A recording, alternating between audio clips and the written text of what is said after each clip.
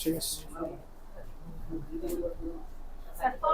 আসসালামু আলাইকুম, সবাইকে স্বাগতম আমাদের আজকে বাংলা দ্বিতীয় পত্রের প্রথম ক্লাস। তোমরা যারা আছো এসএসসি ব্যাচ 2025-26 এবং পরবর্তী ব্যাচের জন্য আমাদের সবচেয়ে গুরুত্বপূর্ণ বাংলা দ্বিতীয় পত্রের যে টপিকটা হচ্ছে সমাস। হ্যাঁ, সবচেয়ে এই যাবৎকালে আমি সবচেয়ে বড় সমস্যা দেখলাম সমাসের উপর। সো আজকে থেকে আমরা যে ক্লাসগুলো করবো আমি চাইবো, আমি আশা করি এবং তোমাদের পরবর্তীতে কারো কোনো সমস্যা হবে না এই সমাস নিয়ে, এবং ভালো একটা মার্ক তোমরা আনসার করতে পারবা। যেহেতু আমাদের কোশ্চেনটা দুইটা সিস্টেমে আসে, ক নাম্বারে আসে একটা প্রশ্ন যে সমাস কাকে বলে, সমাসের নাম, বা একটা এই রচনামূলক প্রশ্ন আসে 5 মার্কের জন্য। আর খ নাম্বারে অথবা দিয়ে আসে তোমার 5টা শব্দকে কি করতে হবে, বেশ বাক্য সহ সমাসের নাম লিখতে হবে। তো এইটার আলোকে আমরা আজকে চেষ্টা করব যে সমাস গুলোকে বেশ বাক্য সহ সমাসের নাম লিখতে পারলে আমরা মার্কটা ফুলই পাবো। কিন্তু একটা প্রশ্ন যখন আমরা লিখতে যাই তখন কিন্তু আমাদেরকে আর ফুল মার্কটা দিবে না। কথা কি বুঝতে পারছো? আর সেই জন্য আমরা ফুল মার্ক কিভাবে পাওয়া যায় সেই চিন্তা নিয়ে কাজ করব। ঠিক আছে, আমরা শুরু করতে যাচ্ছি। সমাস, দেখো সমাস মানে কি? 1 নাম্বার, সমাস মানে হচ্ছে সংক্ষেপণ। সমাস মানে কি? সংক্ষেপণ। আর একটা কথা আছে, সমাস মানে হচ্ছে পদের মিলন। পদের মিলন। আর একটা হচ্ছে সমাস মানে হচ্ছে একপদীকরণ। একপদীকরণ। তাহলে সমাস মানে হচ্ছে সংক্ষেপণ, পদের মিলন, এক পদের মিলন। সমাস মানে হচ্ছে সংক্ষেপণ, পদের মিলন, একপদীকরণ। অ্যাডমিশন টেস্টে এমসিকিউ এই কথাগুলো থাকতে পারে। সমাস নিচের কোন কাজটি করে? বহু নির্বাচনী, সংক্ষেপণ করে, পদের মিলন ঘটায়, একপদীকরণ, সবগুলোই। আনসার কি হবে? সবগুলোই হবে। দেখো এর সংজ্ঞাটা যদি আমরা লিখতে চাই তাহলে কি হবে? একাধিক পদ যখন এক পদে মিলিত হয় তাকে কি বলে? সমাস বলে। কিসের মাধ্যমে? সমাসের মাধ্যমে আমরা একাধিক পদকে কি করতে পারি? এক পদে মিলন করতে পারি। এই সমাস নিষ্পন্ন পদকে সমস্ত পদ বলে। লেখো সমস্ত পদ। সমস্ত পদ। সমাস নিষ্পন্ন পদকে সমস্ত পদ বলে, লিখে নাও। সমাস নিষ্পন্ন পদকে সমস্ত পদ বলে। সমাস নিষ্পন্ন পদকে কি বলে? সমস্ত পদ বলে। সমাস নিষ্পন্ন পদকে সমস্ত পদ বলে।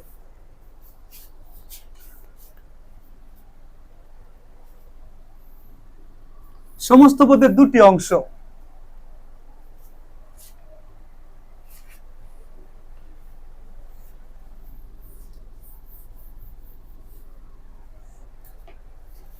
এক নাম্বার দিয়ে লাগবা পূর্ব পদ। পদ 2 নাম্বার হচ্ছে পরপদ, বা এটা আরেক নাম হচ্ছে কি? উত্তর পদ।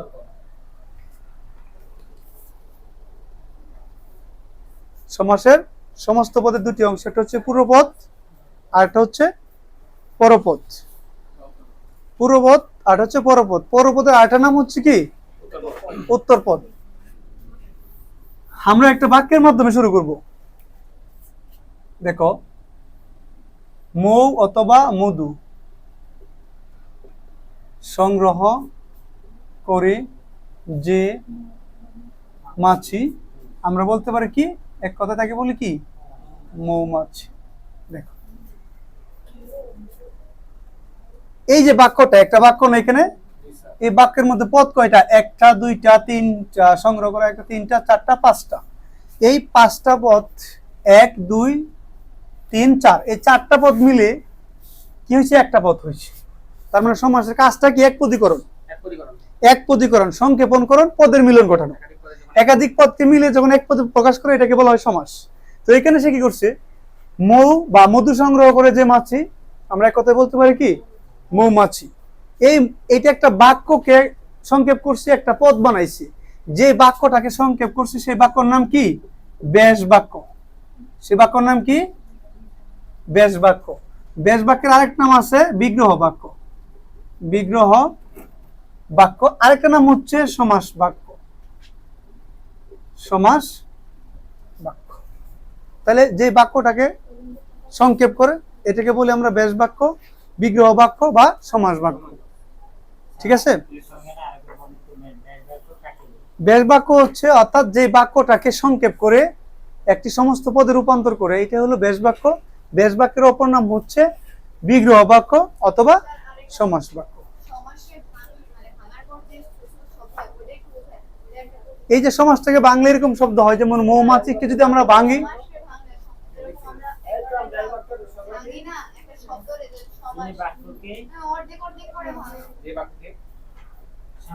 দেখো তাহলে এটা হচ্ছে ব্যাস বাক্য, বিগ্রহ বাক্য। আর এটা হচ্ছে হ্যাঁ, যেই বাক্যকে বা যে একাধিক পদগুলোকে যখন এক পদে রূপান্তর করে ওই পদগুলোকে বলা হয় ব্যাস বাক্য, বা যে বাক্যকে সমস্ত পদে রূপান্তর করা হয়, যে বাক্যকে সমস্ত পদে রূপান্তর করা হয় অথবা সমস্ত পদকে বাংলে যে বাক্য বের হয় এটাকে বলা হয় ব্যাস বাক্য।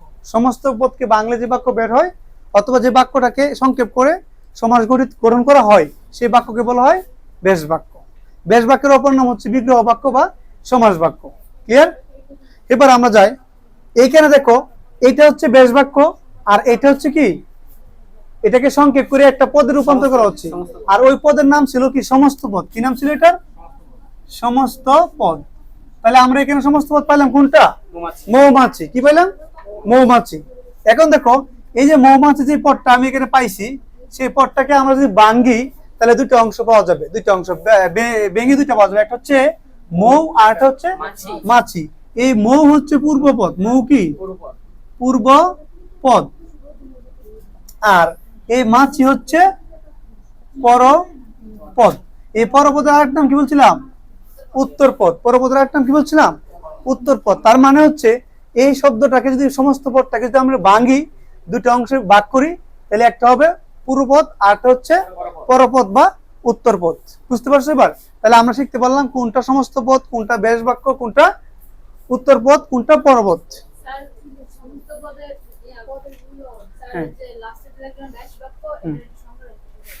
ব্যাস বাক্য হচ্ছে যে বাক্যটাকে আমরা সংক্ষেপ করে একটা সমস্ত পদে রূপান্তর করি বা সমস্ত পদকে ভাঙলে যে বাক্যটা পাওয়া যায় এটাই হচ্ছে ব্যাস বাক্য। সমস্ত পদকে ভাঙলে যে বাক্যটা আমরা পাই সেটাই হচ্ছে কি, ব্যাস বাক্য। ইয়েস, অথবা যে বাক্যকে সমস্ত পদে রূপান্তর করা হয় যেটা, আর সমস্ত পদে ভেঙে যে বাক্য পাওয়া যায় এটা একই কথা। ক্লিয়ার? একই কথা। তাহলে আমরা শিখলাম এইটা। এখন আমরা এই যে উত্তর পদ, পূর্বপদ, সমস্ত পদ, ব্যাস বাক্য এইগুলো সম্পর্কে আমরা জানতে পারলাম। এখন এই সমাজটা আমরা কিভাবে নির্ণয় করব? আমরা সমাজ সম্পর্কে জানলে আমরা প্রথমে দেখবো সমাজ কত প্রকার? 6 প্রকার। কয় প্রকার? 6 প্রকার। কি কি কে বলতে পারবা? বলো, বসে বসে বল।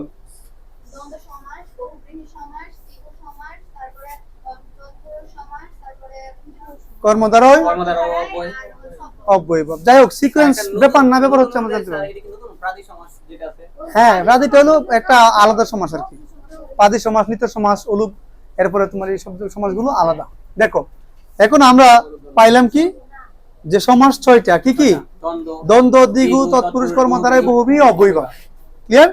এর মধ্যে আমরা আলোচনা করব যে দ্বন্দ্ব সমাস কি। দ্বন্দ্ব, দ্বন্দ্ব মানে হচ্ছে সমান। দ্বন্দ্ব মানে সমান। দ্বন্দ্ব মানে কি? সমান। সমান মানে কি? ইয়েস, অর্থাৎ যে হ্যাঁ সমাসের দুটি পদই সমান, অর্থাৎ সমান গুরুত্ব, সমান অর্থ বহন করে। সমান, আমি এক কথা লিখতে পারবো, অর্থ বহন করে। অর্থাৎ দুটি পদই সমান অর্থ বহন করে, দুটি পদই সমান থাকবে, সমান অর্থ বহন করবে। সেটা হচ্ছে কি? দ্বন্দ্ব সমাস। দ্বন্দ্ব সমাসের বৈশিষ্ট্য 1 নম্বর হচ্ছে উভয় পদ প্রদান। কি? উভয় পদ প্রদান, তাই তো? 2 নম্বরটা হচ্ছে আমরা ব্যাস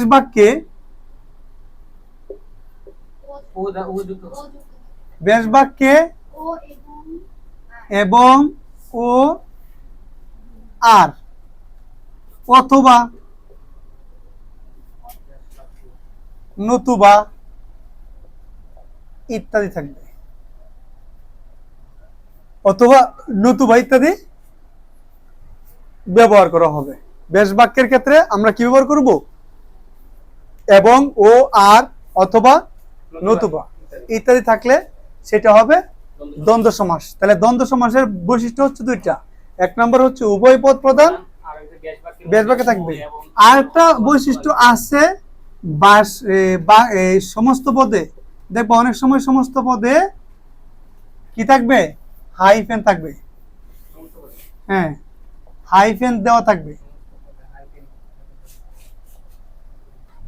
এটা একটা শর্ট টেকনিক। কি দেওয়া থাকবে? সমস্ত পদে হাইফেন দেওয়া থাকবে। ঠিক আছে, তাহলে সমস্ত পদে কি থাকবে? হাইফেন দেওয়া থাকবে। তাহলে এটা হবে দ্বন্দ্ব সমাস। আমরা একটা এক্সাম্পল করে একটা এক্সাম্পল দিতে পারি।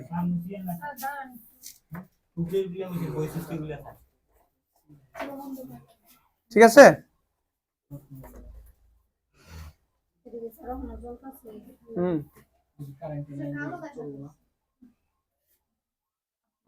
লেখা শেষ হয়েছে?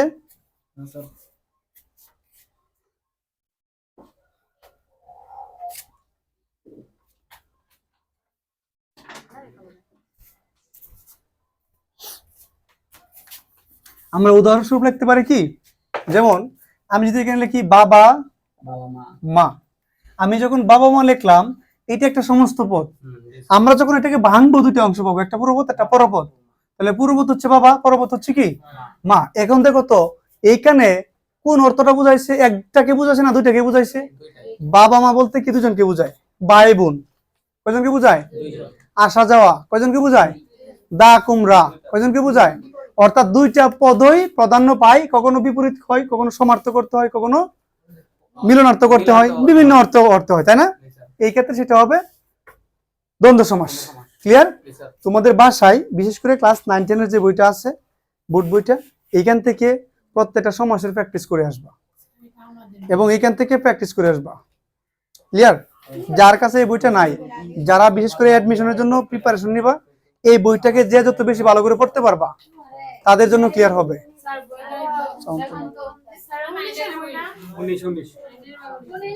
19, 18, 19, 20 এর বইটা কিনলে বা আনলেই হবে, এটা লাইব্রেরিতে পাওয়া যাবে। আচ্ছা, তারপরে সমস্যা দেখো,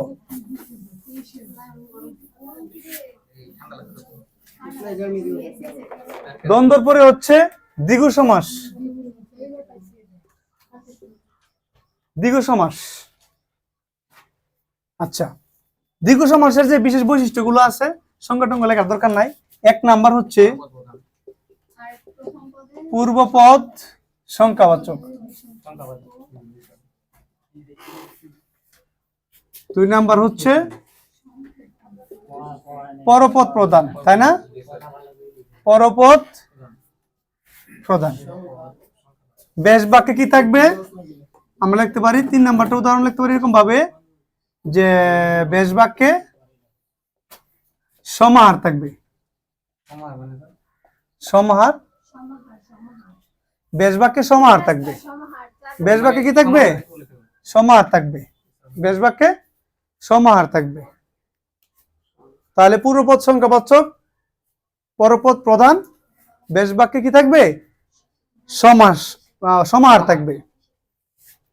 আমরা উদাহরণস্বরূপ লিখতে পারি কি, যেমন ত্রিমোহনী, এটা না, এটাই তো আসছিল পরীক্ষায়। ত্রিমোহনী, ত্রিমোহনী, ত্রিভুবন আছে, ত্রিমোহনী আছে, চতুর্ভুজ আছে, তাই না? চৌরাস্তা আছে, কি আছে? চৌরাস্তা। দেখো, এটা পূর্বপদ, এটা পরপদ। ত্রিমোহনী ত্রিপূর্বপদ, মোহনী কি পরপদ। এখানে আমরা চিন্তা করে দেখবো এই চৌরাস্তা দিয়ে কি, চৌ মানে 4, চৌ মানে কত? 4, আর রাস্তা মানে রাস্তা। এখন প্রশ্ন হচ্ছে 4 কে বুঝাইছে নাকি রাস্তাকে বুঝাইছে? এর মানে হচ্ছে একটা রাস্তাকে বোঝানো হয়েছে। তার মানে পরপদ প্রধানই পাইছে, এখানে পরপদের অর্থটা কি পাইছে? প্রাধান্য পাইছে। সেই জন্য এই পূর্বপদ হচ্ছে সংখ্যাবাচক, চৌ মানে 4, আর পরপদ মানে হচ্ছে কি রাস্তা। পরপদের অর্থটা এখানে প্রাধান্য পাইছে, সেই কারণে এই সমাসটা হচ্ছে একটা দ্বিগু সমাস। এখানে ত্রিমোহনী মানে 3, মোহনী মানে মোহনা, নদীর সংযোগস্থল, মানে 3 নদীর সংযোগস্থলকে আমরা কি বলি, অথবা 3 রাস্তার সংযোগস্থলকে আমরা বলি কি ত্রিমোহনী। তাহলে আমরা বলতে পারবো চার রাস্তার সমাহার। এই যে সমাহার বেশ বাক্যের মধ্যে আছে কিনা? তিন মোহনার সমাহার, তিন মোহনার সমাহার অথবা চার রাস্তার সমাহার। ক্লিয়ার? তাহলে চতুর্ভুজ হলে কি হবে? চার বাহুর সমাহার। অষ্টভুজ হলে কি হবে? আট বাহুর সমাহার। যদি এবার প্রশ্ন হচ্ছে, দেখো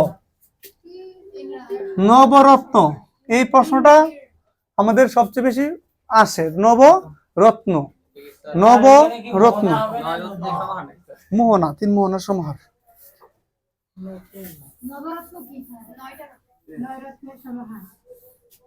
এটা দেখো, এটা হলো নবরত্ন।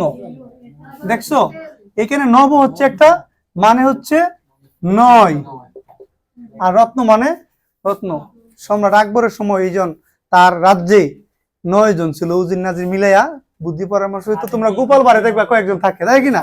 কেউ বিজ্ঞানী, কেউ জ্যোতিষী, কেউ সভাকবি, কেউ মন্ত্রী, ওইরকম মিলাইয়া মোটামুটি 9 জন ছিল। ওই 9 জন ছিল তার 9টা রত্ন। 9 জন কি বলা হইতো? তার শাসনামলে 9 জন রত্ন ছিল, ওদেরকে একত্রে বলা হইতো নবরত্ন। এটা একটা চাকরি ছিল, নবরত্নের একজন রত্ন, তার মানে নবরত্নের এক রত্ন। এই তৎকালীন সময় এটা ছিল। বুঝতে পারছি এবার? তাহলে 9 রত্নের নব বা 9 বা নব রত্নের সমাহার কি হবে? নবরত্নের সমাহার। পশিলা একটা শব্দ আছে, একটু ব্যতিক্রম কথাগুলো আমি বলে দিচ্ছি কারণ এগুলো তোমাদের আসবে। পশিলা, শিলা মানে পাথর, শিলা মানে কি? পাথর। তাহলে পশিলা মানে 5 সেরের সমাহার, 5 সেরের সমাহার, অর্থাৎ 5টা শের। শের আর হলো কেজি। এক্সট্রা সময় তোমরা ছিল না, তোমাদের জন্মের আগের কথা, আমি নিজে এটা দেখছি যখন আমি ছোট ছিলাম। তখন এটা হলো, হ্যাঁ হ্যাঁ, তাহলে পশিলা মানে 5 সেরের সমাহার। বুঝতে পারছো? তাহলে এরকম বাক্য আসলে যখন বেশ বাক্যের সমাহার থাকবে আমরা এগুলো দেখে নিব। হ্যাঁ, সংখ্যাবাচক এই দ্বিগু সমাসগুলো আমরা পড়ে নিব নেক্সট। এগুলো তোমাদের বাড়ির কাছে থাকবে। তারপরে দেখো দ্বিগু, তারপরে তৎপুরুষ, কর্ম দ্বারা নাকি তৎপুরুষটাকে আলোচনা করুন। তৎপুরুষ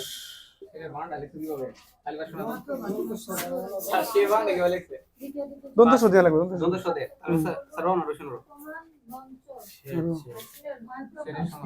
শের তো শের মানে স্যার কেজি হিসেবে বলতে হ্যাঁ এক শের মানে হ্যাঁ হইছে।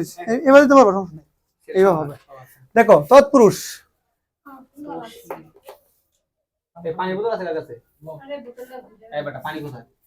দেখো তৎপুরুষ সমাসগুলো হচ্ছে তার 3টা বৈশিষ্ট্য আছে। 1 নাম্বার পরপদ প্রধান, 2 নাম্বার এর পূর্বপদ না পূর্বপদে, পূর্ব পদে বিভক্তি চিহ্ন থাকে, বিভক্তি চিহ্ন থাকে মানে লুপ থাকে। বিভক্তি চিহ্ন কি থাকে? লুপ থাকে। স্যার তৎপুরুষ বানানটার মধ্যে আমি প্রায় দেখি রসুকা এইভাবে দেওয়া থাকে, নিচে দিকে এইভাবে দেওয়া থাকে তৎপুরুষ বিভক্তি। স্যার বানানটার মধ্যে প্রায় দেখো তৎপুরুষ এটা স্যার তৎপুরুষ বানান রসুকা দেওয়া থাকে। কারণটা কি? সব সময় রসুকার, আমি সব জায়গায় রসুকার পাইছি। তাও এক কথা, একই কথা, তৎপুরুষ। ঠিক আছে? তা তৎপুরুষ সমাস হচ্ছে 1 নাম্বার হচ্ছে পরপদ প্রধান, আর 2 নাম্বার হচ্ছে কি পূর্বপদে কি থাকবে? বিভক্তি চিহ্ন লোপ থাকবে। তোমরা ভাষায় এই বই থেকে বিভক্তি চিহ্নগুলো শিখে আসবা বাড়ির কাজ। এই ডাব্লিউ কি? হ্যাঁ, বিভক্তিগুলো শিখবা, বিভক্তিগুলো কি করবা? শিখে আসবা। সাথে অব্যয় ভাবে পাবো আমরা উপসর্গ। কি পাবো? উপসর্গ। উপসর্গ এবং বিভক্তিগুলো তোমরা নেক্সটে বাড়ি থেকে পড়ে আসবা। কি বলছি? উপসর্গ এবং বিভক্তিগুলো নেক্সটে পড়ে আসবা, উপসর্গ এবং বিভক্তি। তাহলে আমাদের অব্যয় ভাব আর হলো তৎপুরুষ সমাসগুলো ধরতে সুবিধা হবে। ঠিক আছে? ওই 7টা বিভক্তি থেকে প্রশ্ন আসতে পারে। কোন ধরনের কোন বিভক্তি, হ্যাঁ কোনটা কোন বিভক্তি, কোনটা কোন সমাস, এই ক্ষেত্রে আমাদের আসতে হবে। তাহলে পরপদ প্রধান, বিভক্তি চিহ্ন লোপ থাকবে। যেমন আমি যদি বলি আম, আম কুরানু, আম কুরানু, আম কুরানু মানে কি? আমকে, আমকে কুরানু। দেখো আম, আমকে আমকে করণে যে এই আছে কি না, তার মানে এই যে পূর্বপদ, এটা হচ্ছে পূর্বপদ আর এটা হচ্ছে কি পরপদ। তাই পূর্বপদের মধ্যে কি আছে, কে বিভক্তি যুক্ত আছে। হ্যাঁ, আর পরপদের অর্থটা প্রাধান্য পাইছে। আম করণ মানে আমকে কুড়িয়ে যে কাজটা করা হয়, এটা কি বোঝানো হচ্ছে, দ্বিতীয় তৎপুরুষ সমাস। ক্লিয়ার? আমকে কুড়ানো যেহেতু কে বিভক্তি আছে, সেজন্য আমরা বুঝবো যে বিভক্তি থাকলে এটা কি হবে, তৎপুরুষ সময়। আমি যদি বলি রাজবাড়ি, রাজবাড়ি, তাহলে কি হবে, রাজা বাড়ি। রাজবাড়ি মানে কি, রাজা বাড়ি। তাহলে এটা র আছে কি না, এই র বিভক্তি পাইলে আমরা বুঝবো তৎপুরুষ, তাই না? দেখো, বিলাত ফেরত, বিলাত হইতে ফেরত, বিলাত হতে ফেরত বা বিলাত থেকে ফেরত, বিলাত হতে ফেরত, হতে থেকে চে, হতে থেকে চে, তাহলে বিলাত ফেরত হইলো কিনা। এরপর আর কি কি হতে পারে, রাষ্ট্রপতি হতে পারে স্যার, রাজার পুত্র হতে পারে, রাজপুত। হ্যাঁ, রাজপুত মানে কি, রাজার পুত্র, ঠিক আছে কিনা। এরপর রাজহাঁস, হাঁসের রাজা, রাজহাঁস কি, হাঁসের রাজা, রাজহাঁস হাঁসের রাজা। তারপরে হচ্ছে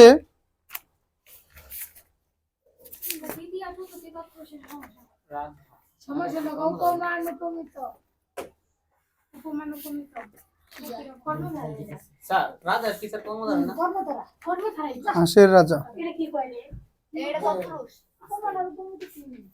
দেখো আরো কিছু উদাহরণ আছে, আমরা দেখতেছি।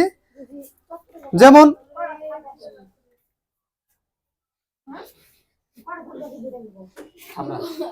মধুমাকা, কি হবে, মধুমাকা, মধু দিয়ে মাখা। এরপরে মন গড়া, মন গড়া হলে কি হবে, মন দিয়ে গড়া।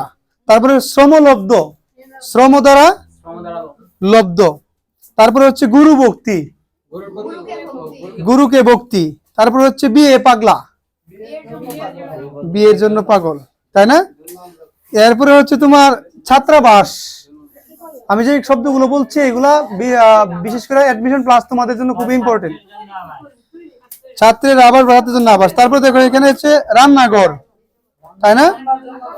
এরপরে হলো তোমার বিলাত ফেরত, বিলাত থেকে ফেরত। তারপরে হচ্ছে তোমার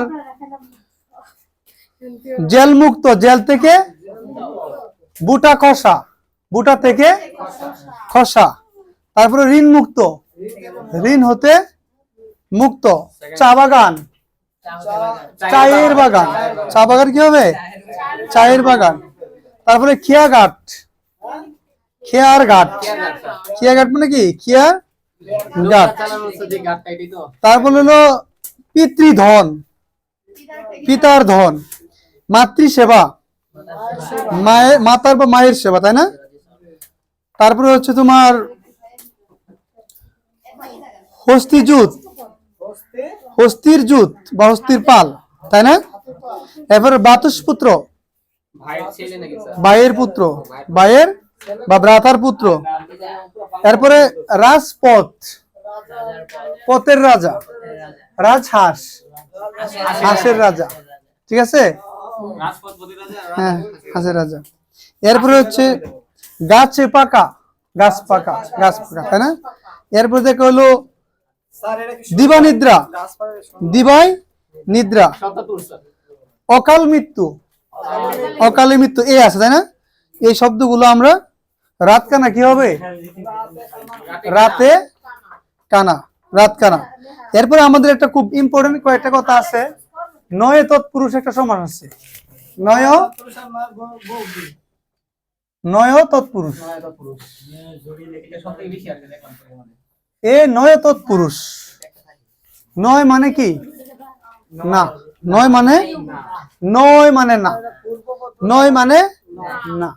যেমন ও দিয়া যদি আমরা না অর্থ প্রকাশ করি, ও দিয়া যদি আমরা না অর্থ প্রকাশ করি, ও দিয়া যদি নেগেটিভ অর্থ আসে, কি আসে, না মানে কি, নেগেটিভ, নেগেটিভ।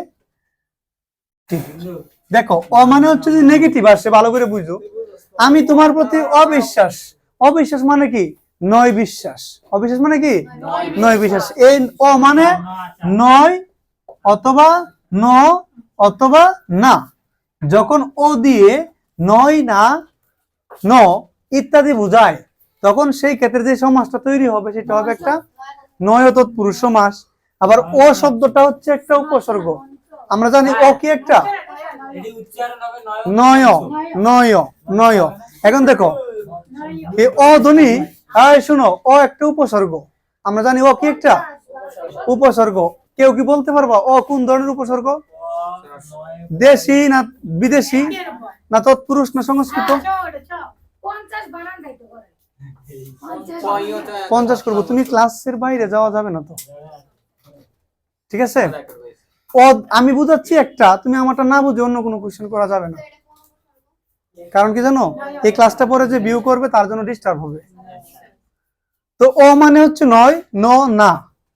ও দিয়ে যদি ও একটা উপসর্গ, বাংলা উপসর্গ, ও অগা অজ আ দেশ উপসর্গ, এটা বাংলা উপসর্গ। যদিও সে উপসর্গ, কিন্তু এখানে কোনো শব্দ যদি কঠিন হয় তখন ন দিয়ে নয় না অথবা ন থাকে, সেই ক্ষেত্রে ওই সমাসটা হবে নয় তৎপুরুষ সমাস। যেমন অবিশ্বাস মানে কি? নয় বিশ্বাস।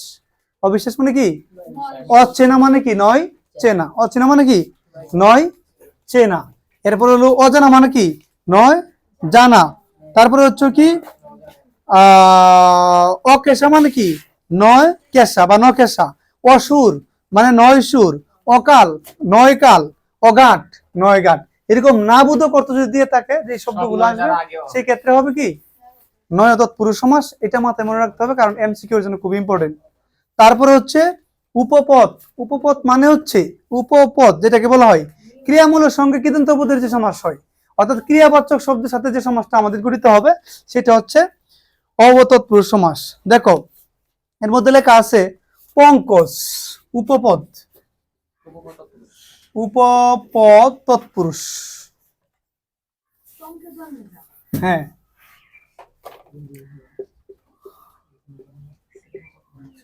পঙ্কজ।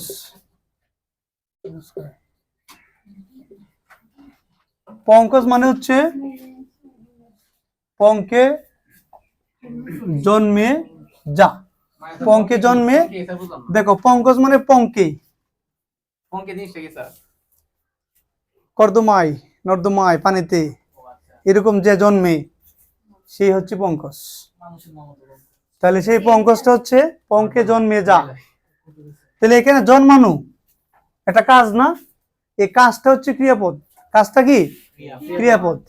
এই ক্রিয়াপদের সাথে আমাদের অন্যান্য পদ মিলে, এই কৃদন্ত পদ মিলে যে সমাসটা হচ্ছে, গঠিত হচ্ছে, এটা হচ্ছে উপপদ তৎপুরুষ সমাস। তাহলে পঙ্কে জন্মে যা, পঙ্কজ, এরকম শব্দ, এটা তোমার শুনেই মনে হবে এটা ক্রিয়াবাচক শব্দ।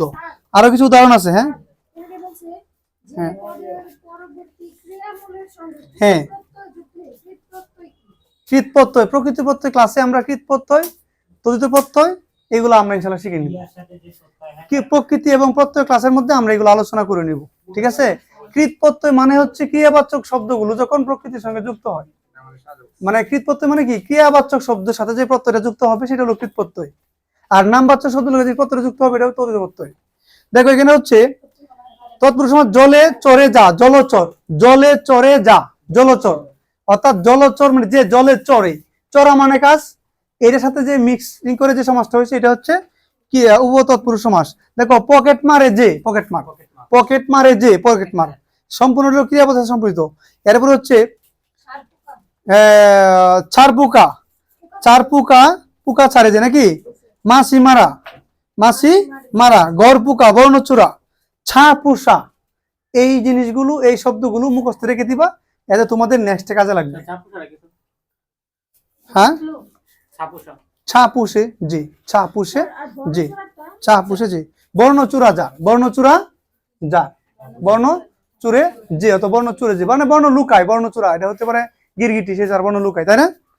এরকম গিরগিটি পর আমরা বলতে পারি। যেমন তারপর দেখো অলুক তৎপুরুষ। অলুক মানে হচ্ছে যার কোনো কিছু লুপ পায় না, যার কোনো কিছু কি হয় না, লুপ পায় না। যেমন আমি যদি বলি এটা গিয়ে ভাজা, গিয়ে ঘিয়ে ভাজা। এটার ব্যাস বাক্য এবং সমস্ত পদ একই হবে, কোনো পরিবর্তন হবে না। ক্লিয়ার? ব্যাস বাক্য সমস্ত পদ কি একই হবে, তার কোনো পরিবর্তন হবে না। ওই সমাসগুলো হবে অলোক তৎপুরুষ সমাস। যেমন আমরা বলবো গিয়ে ভাজা কলে ছাটা কলের গান গরুর গাড়ি। গরুর গাড়ির ব্যাস বাক্য কি হবে? গরুর গাড়িতে হবে, তাই না? যেমন রাজার বাড়ি বলি আমরা রাজবাড়ি, একটা বিভক্তি বাদ দেওয়া যা, কিন্তু অলোক তৎপুরুষ যেটা এখানে বিভক্তিটা বাদ পড়ে না, বিভক্তিটা কি থাকে এখানে দেওয়াই থাকে। ব্যাস বাক্য এবং সমস্ত পদ উভয়টা একই হয়। যেমন গায়ে হলুদ, এটা একটু ব্যতিক্রম, এটাকে বলে অলোক বহুব্রীহি। কারণ গায়ে হলুদ বলতে হলুদকে বোঝায় না, গায়ে একটা অনুষ্ঠানকে বোঝায়। আমরা বহুব্রীহি সমাসটা যখন পড়বো, না এটা বহুব্রীহি সমাস, বহুব্রীহি সমাসটা যখন পড়বো তখন আমরা এই উদাহরণগুলো নিয়ে আসতে পারবো। তোমাদের কাছে কেমন হতে পারে গায়ে হলুদ, তাই না? এই জিনিসটার মধ্যে আমাদের একটু ভুল হইতে পারে, দেখে তো একই মনে হচ্ছে, তো এরকম না। যাই হোক, আমরা আজকে তৎপুরুষ পর্যন্ত আলোচনা করলাম। নেক্সট ক্লাসে এর পরবর্তী সমাজগুলো আমরা আলোচনা করবো ইনশাল্লাহ।